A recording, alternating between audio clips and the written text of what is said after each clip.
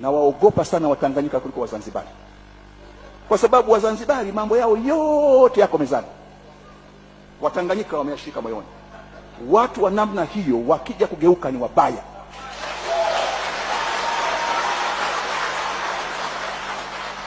Na ndio inanifanya nimalize kwa kuyakumbuka maneno ya Mwalimu mwaka 1993 nikiwa Berlin mwanafunzi. Amekuja kumzika Willy Brandt. Willy Brandt, tumekusanyika, alikaa yeye na Kaunda, walikaa marafiki wakubwa Willy Brandt. Dada moja sitamtaja jina leo akamuuliza Mwalimu, huko nyumbani mmeruhusuje vyama vingi wakati waliotaka ni wachache? Mwalimu akamtazama akacheka akasema, binti wewe unaishi hapa Berlin, umemwona Ceausescu wametungua helikopta ikadondoka wakamuua na yeye na mkeka ukavuta maiti? Ni kwa sababu Ceausescu alisubiri mpaka watu wengi wanaomkataa wawe wengi akamtungua.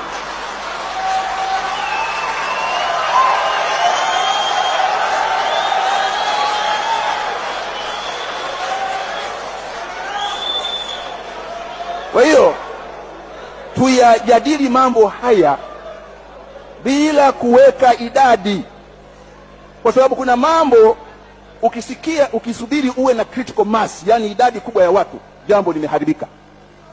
Ndio ilikuwa wosia huo, nadhani Mwalimu alitumia tupa ya picha. Unataka iwe kama Ceausescu? Ceausescu alikuwa haondoki, haamini. Dakika ya mwisho anaona watu wamekuwa wengi, pande helikopta wakaitungua.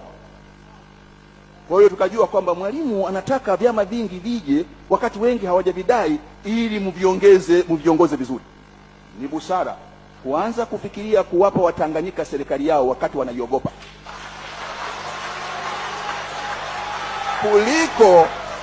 kuliko kusubiri waidai kwa miguu yao. Tutavunja muungano, na muungano huu si hiari. Nimeanza kwa kuzungumza nafasi ya Tanzania katika dunia na bara la Afrika. Sisi ni nyonga la Afrika. Sisi ni nchi muhimu katika ulinzi wa bahari ya Hindi. Tusiruhusu muungano wetu ufikishwe hapo watu watakapoanza kudai Tanganyika kwa miguu yao, Tanganyika ikawa kama Kongo. Ni dhambi ambayo hatasamehewa milele.